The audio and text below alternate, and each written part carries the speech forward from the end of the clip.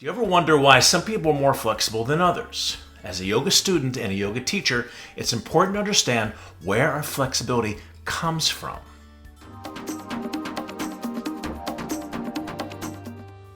Hi everyone, welcome back to my channel. My name is Bikram Barkan. If you're new to the channel, please consider subscribing. Hit the notification bell, hit the like button anytime you're enjoying this video.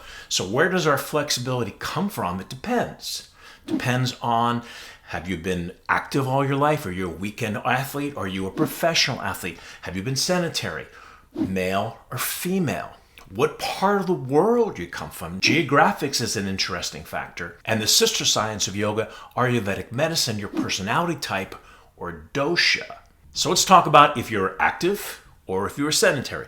Let's say you weren't very athletic in your lifetime. Sometimes people are more flexible because they don't have as much muscle mass getting in the way, so their range of motion increases. People that are weekend warriors have a tendency to be a little bit on the stronger side. Professional athletes can be extremely imbalanced. So, for example, a tennis player. There's an old picture I saw years ago of a famous tennis player from Australia named Rod Laver, and he was left-handed. So they showed the picture of his two arms. His left arm was a massive arm like Popeye, and his right arm was very thin in comparison, like olive oil. So you can imagine the imbalance that was in his body. Here he is all day long hitting that tennis ball with his left arm. So he's got to be so left side dominant. That's going to play a big factor in your flexibility in the yoga room. I had the privilege of teaching most of the professional athletic teams in South Florida, the Miami Dolphins, the Miami Heat, the Florida Panthers. So let's talk about the Dolphins, for example.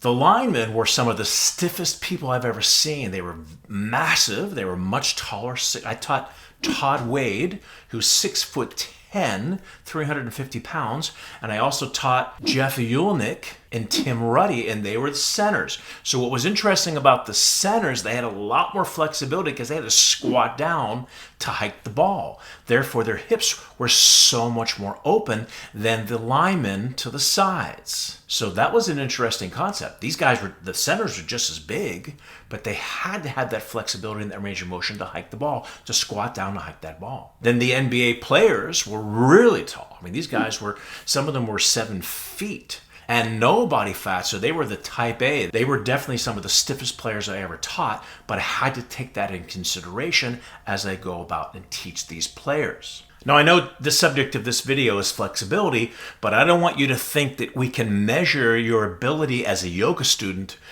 based on how flexible you are, because in the type of yoga that we do, which is a lot more athletic style of yoga, what I call hot yoga, coming from the eastern part of the country of India, the city of Calcutta, from Bishnu Ghosh to Bikram to Barkan, and now out to the world. As hot yogis, and it doesn't have to necessarily be hot yogis.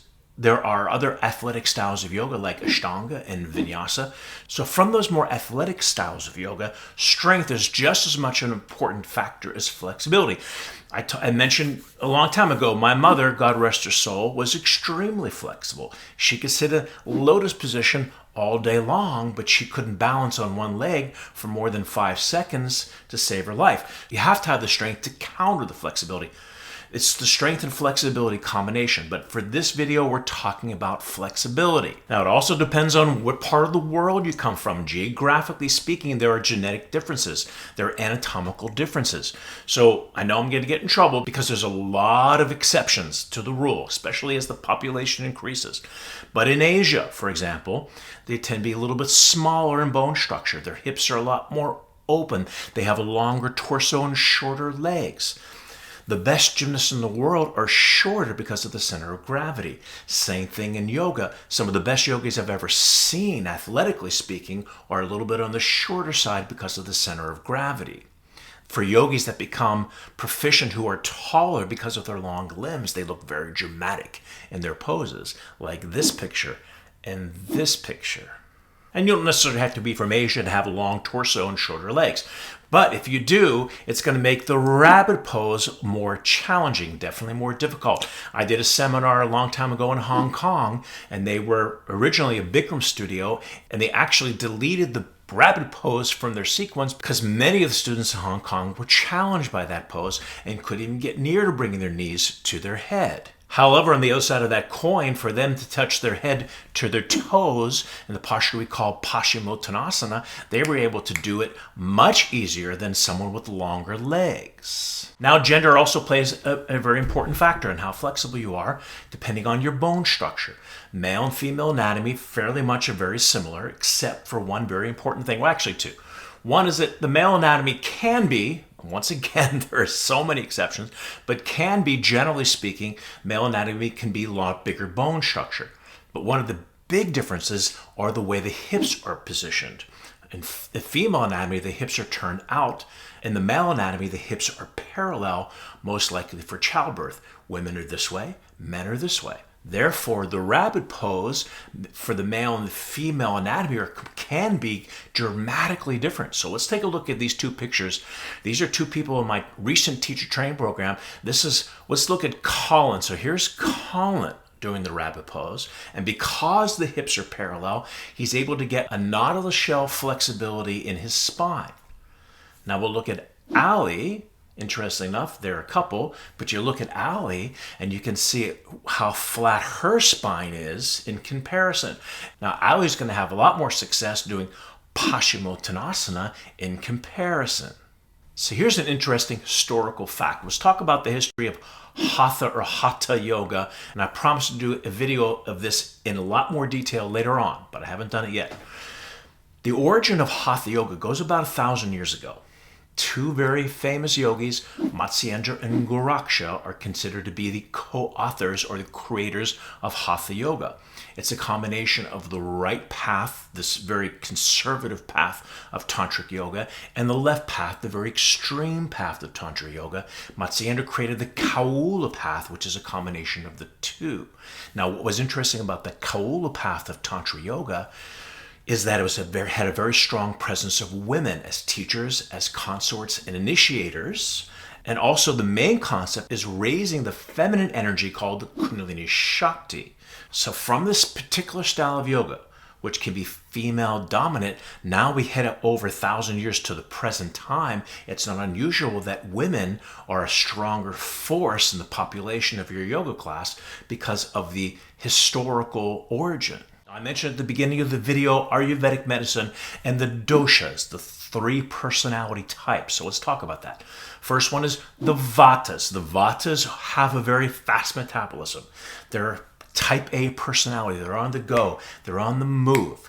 Because they're moving so fast, they have a tendency to be tighter and stronger. So they're going to be stronger in the class, but they're going to have less pliability based on their personality type. Now, the other side of that coin is the kaphas. The kaphas are very slow metabolism. They have a tendency to be overweight. They need a cup of coffee just to get back to normal.